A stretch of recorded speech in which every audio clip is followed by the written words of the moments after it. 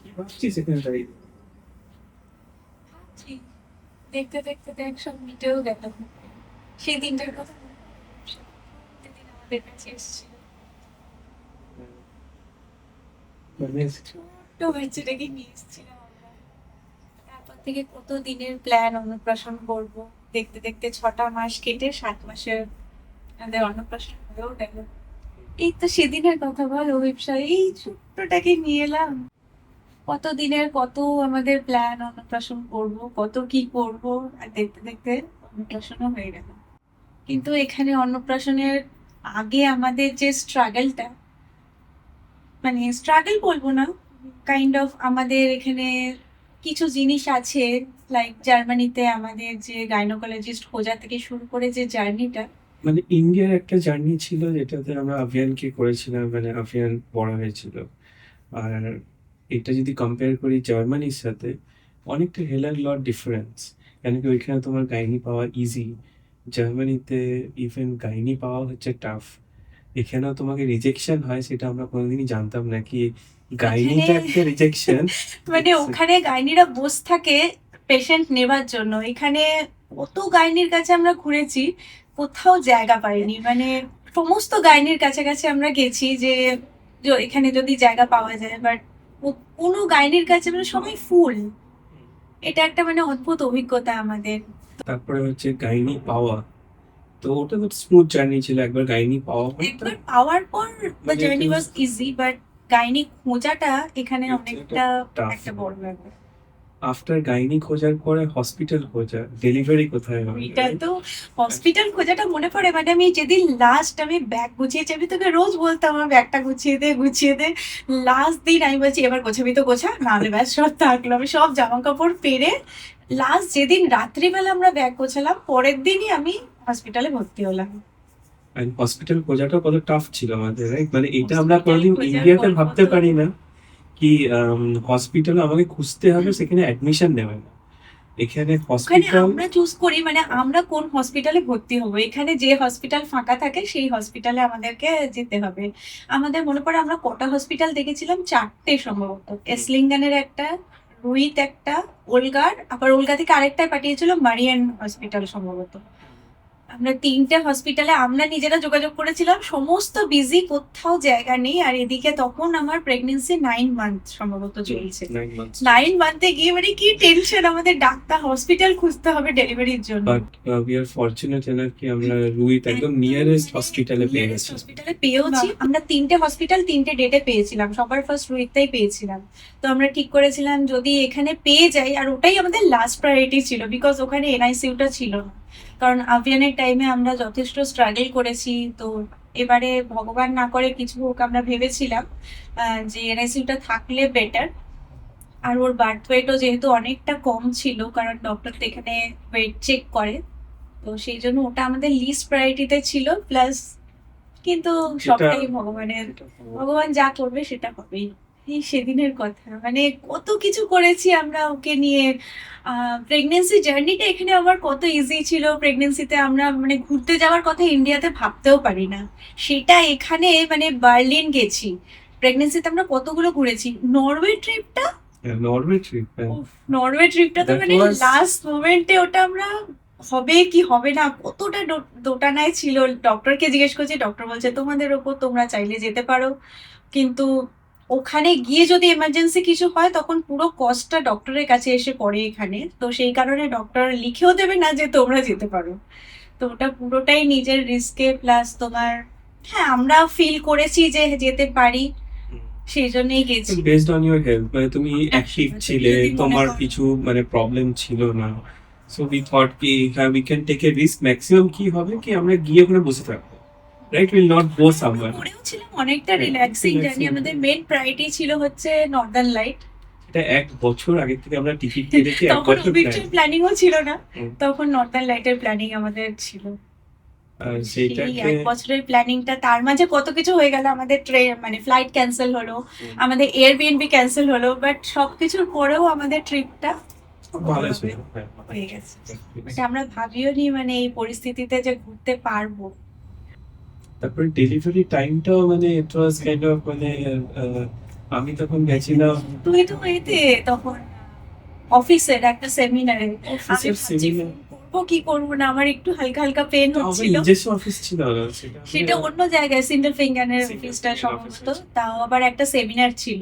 আমি ভাবছি ফোন করবো কি করবো না, এই না ফোন করলে বকা খাই, একটা দিন অফিসে এসেছি এক্ষুনি তোকে ফোন করতে হবে। তারপরে আমি তখন মনে পড়ে স্বাগতাদিকে ফোন করেছিলাম, তো স্বাগতাদি বলছিল সরস্বতী পুজোর প্ল্যানিংটার জন্য।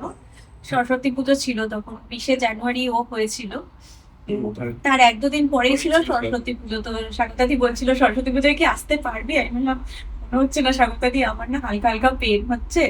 শুনেই স্বাগতাদি বলে এক্ষুনি হসপিটালে ফোন কর, মানে কারণ লাস্ট মোমেন্টে এখানে না ডক্টর দেখে না, তো ওরা আর কোনো দায় নেয় না। তো যেহেতু স্বাগতাদির রিসেন্ট এক্সপিরিয়েন্স আছে, স্বাগতাদি বলছিল এক্ষুনি তুই ডাক্তারের কাছে হসপিটালে ফোন করেন। ভাবছি করবো কি করবো না। তারপরে তাও তুই অন্য তখন পারপাসের অফিসে জন্য ফোন করেছিল ফোন তো তুমি করেছি সরস্বতী পুজোর জন্য, হ্যাঁ। তারপরে হঠাৎ এরকম হচ্ছে, তো কথায় কথায় উঠেছে আর কি, তো বললো তুই রাখ এখন এগুলো, তুই আগে ফোন কর। তারপরে আমি ভাবছি তাহলে হসপিটালে ফোনটা করি, করে যদি ওরা কিছু বলে যেতে হয় নয় যাবো, তুই তো এতদিন পর মানে গেছিস অফিসে, এতদিন পর তোকে ডিস্টার্ব করবো, তারপরে না বকা খাই। আমি তো এইভাবে করিনি। আমার ইনস্ট্যান্ট ডিসিশন ছিল তখন, মানে আমি সেমিনার ছেড়ে 2 মিনিট, মানে আই টুক দ্যাট ডিসিশন কি আমি আসছি।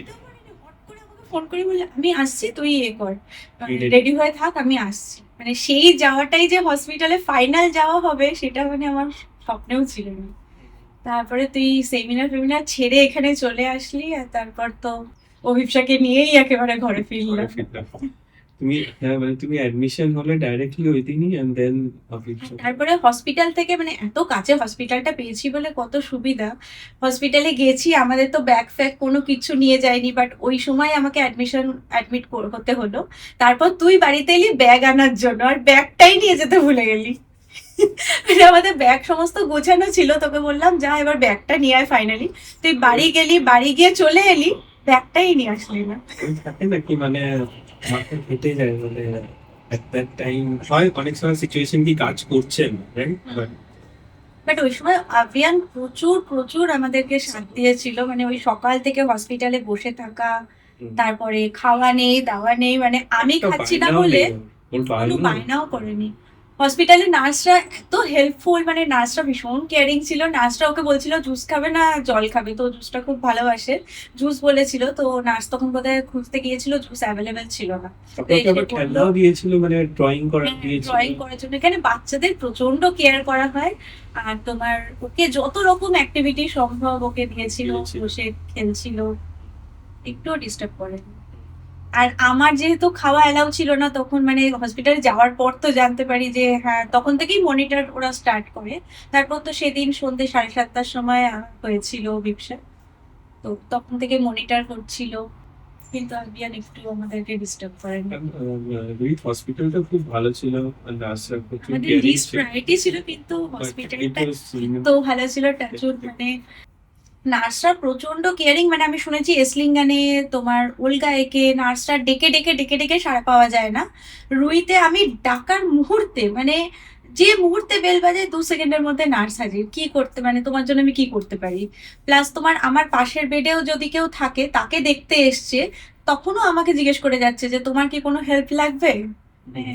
আই এম মানে really grateful to with hospital. আর ডক্টরস টিম তো মানে বলার কথা না। লাস্ট মোমেন্টে মনে পড়ে আমি প্যানিক করছি। ওই ওই ইনজেকশনটা কি নাম, এপিডিউরাল দেওয়ার পর মানে আমার তো জ্ঞান থাকে, জাস্ট নিচটা অবশ্যই। তো এপিডিউরাল দেওয়ার পর আমাকে জিজ্ঞেস করছে তুমি কিছু ফিল করছো? তো, আমি না ফিল করতে পারছি।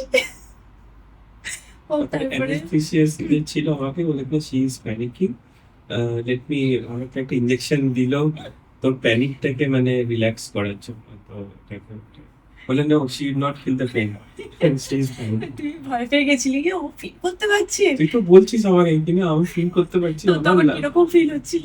মানে আমার মনে হচ্ছে তো মানে আমি ভেতর থেকে গিয়েছিলাম তো অবভিয়াসলি ডক্টর অ্যানেস্থেসিয়া করেছে, মানে তুই চেঁচাতিস, মানে বলতেও পারতিস না কি মানে আমার ডক্টর কাটছে আর ইয়ে কাটছে, সেই কথাটাও বলার তুই সাহস পেতিস না। তো বাট হয় না, অনেক সময় প্যানিক তো হয়, এটা তো ভয় থাকেই সবসময়। তারপরে আমাদের সুমন ওই টাইমে প্রচুর হেল্প করেছিল, মানে এখানে কি হয় বাচ্চাদেরকে অ্যালাউ করে না যেহেতু হসপিটাল মানে ওটির OT ভেতরে। তো সুমনের যাওয়ার ছিল পরের দিনই, ইন্ডিয়া যাওয়ার ছিল 20শে জানুয়ারি সকালবেলায়। হ্যাঁ, তো সেই সময় আমি সুমনকে ফোন করে, আমি তোকে বারবার বলছি সুমনকে ফোন কর ফোন কর, মানে তুইও ডিস্টার্ব করতে চাইছিলি না, বাট স্টিল সুমন না আসলে হয়তো আভিয়ানকে রাখাটাও পসিবল হতো না ওই দিন। মানে ওই দিন ও আমাদের বাড়িতে ছিল, আভিয়ানকে গোটা রাত কেয়ার করেছে। প্রথম সুমনই ওর মুখ দেখেছে, একদম জন্মানোর পরেই সুমন প্রথম, মানে আমাদের পরে অবশ্যই প্রথম। তো আমরা ওই ওটিতে, যেটা আভিয়ানের সময় আমি পাইনি, সেই কষ্টটা বিপসা আমাকে পূর্ণ করেছে। হুম। প্রথম বের করে ছোট্ট বিপসাকে কোলের কাছে দিয়েছিল। Wonderful journey. অনেক রকম মানে আপ ডাউন তো সব জার্নিতেই থাকে। আমাদের একমাত্র ডাউন বলতে আমাদের গাইনি খোঁজা অ্যান্ড হসপিটাল খোঁজা, বাট সবকিছু এত টাইমে টাইমে হয়ে গেছে। আই থিঙ্ক সব ভগবানই করিয়ে দেয়, মানে ইট ওয়াজ টাফ টাইম বাট ঠিক আছে। অভিয়ান আবার নাম দিয়েছিল, ওর মনে পড়ে? মানে যখন আচ্ছা। পেটুর মধ্যে ছিল তখন অভিষার নাম দিয়েছিল ওয়াটারমেলনে আর অরেঞ্জে। ওয়াটারমেলনে হচ্ছে ওয়াটারমেলন আর অরেঞ্জ ওর যেগুলো ফেভারিট ফ্রুট ওর ছিল। ফেভারিট ফ্রুটের নাম একটা করে, প্রথমে দিল ওয়াটারমেলনে, তারপর দিল ওরাঞ্জে, তারপরে আবার এলসাও দিয়েছিল। তারপরে আমাদের নাম ঠিক করে, এখানে তো জানতে পারা যায় ছেলে হবে না মেয়ে হবে, আমরা তো 3 মাসেই জানতে পেরে গিয়েছিল। তুমি যখন প্রথম 3 মাস পরে জানলে কি আমার মেয়ে, হাউ এক্সাইটেড। আমি তো তোকে মানে আমার জাস্ট বিশ্বাস হচ্ছিল না, আমি তোকে আবার ফোন করিয়ে কনফার্ম করছিলাম। আমাদের তখন ইন্ডিয়া যাওয়ার ছিল, আমি তো 1 মাস আগেই চলে গিয়েছিলাম, তো ওই 1 মাস পরে যেহেতু, তো ওই টাইমটা ওরা একটা লিখিত বাড়িতে চিঠি পাঠায় আর ফোনেও জানায়। তো যেহেতু এখানে সবকিছু ডয়েসে বলে, আমি না আমি ঠিক শুনলাম ম্যাটসেন ওদের ইউঙ্গে, মানে ইউঙ্গে মানে ছেলে, ম্যাটসেন হচ্ছে মেয়ে। আমি ঠিক শুনলাম ম্যাটসেন বলেছে তো, ম্যাটসেন বলেছে তো। আমার তখনও বিশ্বাস হচ্ছে না, তারপর আমি আবার তোকে বোধহয় 2বার আবার ফোন ফোন করিয়েছি। করছি, হ্যাঁ। এবার ওরা হচ্ছে আবার বাবাদেরকে বলতে চায় না, এই কিরকম? হুম। তুই বল, তোকে কি কি বলেছিল তোকে? আপনি বলেছিল কি না, না মানে তুমি আছো সামনে, মানে ওটা জিজ্ঞাসা করছিল। আমি বললাম, না বলে না, সেটা তো তোমার যেটাই লেখা আছে একমাত্র সেটা। মাকেই বলবে হ্যাঁ, ছেলে হবে না মেয়ে হবে। কিন্তু এটা ঠিক নয়, বাবারা মানে সমান ভাবে মেয়েদের কন্ট্রিবিউশন সবসময় বেশি ছেলেদের, থাকলেও মানে বাবা মা দুজনের সমান। বাট ইমোশনালি ফার্স্ট কানেক্ট করে মারা মেয়েদের তো সাথে। কিছুতেই তোকে বলবে না, তারপর তুই সেই বলে বলে যে না ও শুনেছে, ও হয়তো একটু শুনতে ভুল করেছে, তো ওই জানতে চাইছে। তারপর আরো কত কিছু সব ডকুমেন্ট কনফার্ম করে তোমার, তারপরে হয়তো তাও বলেনি, তোকে বলেছিল তাহলে আমি বাড়িতে চিঠি পাঠিয়ে দেবো। না, তারপরে চিঠি পাঠাবো বলেছে। তো তারপরে ওরা বাড়িতে চিঠি পাঠিয়েছিল। লেখাটা যখন দেখছি যে এটা তো শোনার কোনো ভুল হতেই পারে না, লেখা আছে, তুই আবার ওটা ছবি তুলে আমাকে পাঠিয়েছিলি, কারণ ততদিনে আমি ইন্ডিয়া চলে গেছি। এটা ছবি তুলে পাঠিয়েছিলি, দেখলাম শান্তি। ওটা দেখে খুব খুব খুশি হয়েছিল। সন্তান যাই হোক, ছেলে হোক বা মেয়ে, সমান গ্রহণযোগ্য, বাট স্টিল একটা শখ থাকে না মানুষের, সেই শখটা পূরণ হয়েছে। তারপরে তো আমাদের এই বাড়ি হওয়া, মানে বেবি লাভ কাইন্ড অফ বলে আমাদের, নরওয়ে যাওয়া, বাড়ি হওয়া, মানে কত কিছু। প্লাস আমার ডয়েস, আমার মনে পড়ে প্রথম যেদিন আমি অভিপ্সার খবরটা পেয়েছিলাম, সেদিন আমার B1 মানে B1 এর রেজাল্ট বেরিয়েছিল ডয়েসের। আমি তো ভয়েতে মানে রেজাল্ট খুলতেই পারছিলাম না, তারপর তুই খুলেছিলি রেজাল্টটা। তুই যখন প্রথম বলছিস যে সবেতে 100-100, আমি না জাস্ট হ্যাঁ, এটা হতে পারে। একটাতে একটু 2 নম্বর কম পেয়েছিলাম লেখার জোরানে। হ্যাঁ, একটাতে 2, একটাতে 1, বাকি 100। মানে ওই দিন আমি অভিপ্সা হওয়ার, মানে হওয়ার নয়, অভিপ্সা যে আমাদের জীবনে আসতে চলেছে সেই খবরটা পাই, প্লাস ল্যাঙ্গুয়েজ সার্টিফিকেটের খবরটা পাই। তারপরে তো আমাদের কিছুদিন পরে বাড়ি, ইন্ডিয়া যাওয়ার পর মানে বাড়ির খবরটাও ফাইনাল হয়। একসাথে এতগুলো খবর। তারপরে আমাদের মানে প্রেগনেন্সি জার্নিতে বাড়ি শিফট করা, মানে একটা বাড়ি শিফট করা মানেই হচ্ছে একটা বিশাল হেক্টিক। তার উপর মানে প্রেগনেন্সিতে শিফট করা, আমরা ভেবেছিলাম মানে আমাদের কাছে খুব অল্প জিনিস আছে, আমরা কদিনই এসেছি, 4 বছর অনেকটাই সময়, বাট যেহেতু আমাদের ফুল ফার্নিশড অ্যাপার্টমেন্ট ছিল, আমরা সেরকম হয়তো জিনিস কিনিই নি। ওই কটা জামা কাপড়, বাসন কোসন, খুব একটা কিছু কিনিনি। একটার পর একটা বেরোচ্ছে। বাড়ি শিফট করতে গিয়ে আমাদের জাস্ট মাথায় হাত, মানে এত কিছু জিনিস কোথা থেকে হলো আমাদের এখানে। পরে দেখছি আরে এটাও আমরা কিনেছিলাম, আমরা এটাও কিনেছিলাম, বাট সেগুলো আমাদের এই বাড়িতে এসে কাজে লেগেছে সব। যেহেতু ওখানে ফুল ফার্নিশ ছিল, অতটা কিছু কাজে লাগেনি। আমরা এই জন্যই প্যাকার্স মুভার্স করিনি, যে আমরা বেশি কিছু তো হবে না, 2-3টে সুটকেস করবো চলে যাবে। তারপর আমাদের সুমনের এই বিশাল বড় একটা সুটকেস আছে, মানে সেটাও আমাদের নিয়ে কম পড়ছে। তখন আমাদের বাড়ি শিফট করাটা এতটা প্রয়োজন ছিল, কারণ এক তো আমাদের ওটা ছিল ওয়ান আমাদের ভিসার প্রবলেম ছিল তো কিছু স্টুটগার্টে ভিসার প্রচন্ড ঝামেলা, যেহেতু আমাদের renew আমাদের করা। যদি হোল জার্নিটা দেখো, তোমার টয়েস এক্সাম, ঠিক আছে, B1 টয়েস চলছিল, তোমার আমাদের তারপরে প্রেগনেন্সি জার্নিটা, বাড়ি খোঁজা, বাড়ি আমাদের খোঁজা, ট্রিপ হবে কি হবে না, কি হবে কি হবে, ডক্টর খোঁজা, ডক্টর হসপিটাল খোঁজা। মানে ইট ওয়াজ ম্যাসিভ ম্যাসিভ। মানে এই জার্নিটা তারপরে আমরা প্রথম নতুন বাড়িতে গৃহপ্রবেশ করব, তখন তারপরে আমরা জেন্ডার রিভিল পার্টি করব, মানে আমাদের প্ল্যানের পর প্ল্যান যে এগুলো আমরা করব, আমাদের ইচ্ছা। তার মধ্যে বাড়ি শিফট করা, বাড়ি শিফট করা, তার মধ্যে মানে আমরা তো বাড়ির রিনোভেশন আমরা ভেবেছিলাম সমস্তটা হয়ে যাবে, সেটাও আমাদের ঝুলিয়ে দিল। সে গল্প তো সবাই জানি, রিনোভেশনে যে কি আমরা ফেস করেছি। তারপর তো আস্তে আস্তে আমাদের সবটাই ভগবানের দয়া হয়ে গেল। আর আমাদের বন্ধুরা, আমাদের যারা এখানে আছে, তারা এতটা হেল্পফুল, মানে এ তো বলার কথা নয়। কালকে অন্নপ্রাশনে মানে ভাবা যায় না, বন্ধুরা এত করেছে, আমাকে মেয়েকে দেখতেই হয়নি, ওকে সাজানো থেকে ওকে তৈরি করা, ওর সমস্ত থালা সাজানো, পুরোটা ওর মালা গাঁথা, ওকে চন্দন পরানো, ওই জেগে থাকা অবস্থায় আলতা পরানো, মানে আমি জাস্ট ভাবতে পারি না কত কি করেছে। তো আই থিঙ্ক ওভারঅল আমাদের খুবই জার্নি ভালো ছিল। মানে আপ অ্যান্ড ডাউন তো থাকতেই পারে মানুষের লাইফে, but it was, I think, was really really cherished and memorized. এবার তো আমাদের ডেইলি লাইফে ফিরতে হবে। আর চলো এরপর অনেক আবার কিছু ইন্ডিয়া, প্ল্যানিং এরপর আবার করেছি। ইন্ডিয়ার প্ল্যানিং নেক্সট হ্যাঁ, কামিং ইজ এরপর 1 বছরের জন্মদিনের প্ল্যানিংটা করতে হবে। তো আমরা যা যা ভেবেছিলাম, ডেকোরেশন, অনেক কিছুই হয়তো খামতি রয়ে গেছে, বাট যেটুকু করেছি সেটুকু আমরা খুশি। অনেক কিছুই করলাম, ডেকোরেশন, খাওয়া দাওয়া, এন্ড ম্যাসিভ মেনু যেটা আমরা নামাতে পেরেছি। সেটা আমিও এবার কনফিডেন্ট ছিলাম না কি আমি নামাতে পারবো। আমি সেটা শুনে আরো ঘাবড়ে গিয়েছিলাম, মানে তোর খাবারে কনফিডেন্স নেই, এটা হতে পারে না। বাট যাই হোক, সবকিছু মিলিয়ে আমরা উদ্ধার করে দিয়েছি, এবং বন্ধুরা তো অবশ্যই অবশ্যই করে, যাদের কথা একদমই না বললে নয়, ওরা প্রচন্ড হেল্প করেছে। That one, তো that এতদিন was পর্যন্ত massive. অভিপ্সা হওয়া থেকে অন্নপ্রাশন পর্যন্ত আমাদের যা যা প্ল্যানিং সেগুলো অবধি হয়েছে। তো অভিপ্সা হওয়ার এই জার্নিটা আমরা চেয়েছিলাম আমাদের স্মৃতির খাতায় তোলা থাক। জীবন তো জীবনের নিয়মে চলবে, হয়তো এই ঘটনাগুলো একদিন, জানি না, ভুলে যাওয়া তো সহজ কথা নয়, তবু আমি চেয়েছিলাম এই ঘটনাগুলো যাতে আমরা চিরকাল মনে রাখতে পারি, সেই কারণেই এই ভিডিওটা করা। চলুন আজকের মতন ভিডিওটা তাহলে এখানেই শেষ করছি। সবাই খুব ভালো থাকবেন, সুস্থ থাকবেন, আর অনেক অনেক আনন্দে থাকবেন। দেখা হবে আবার খুব তাড়াতাড়ি নতুন একটা ভিডিওতে। আজকের মতন টাটা।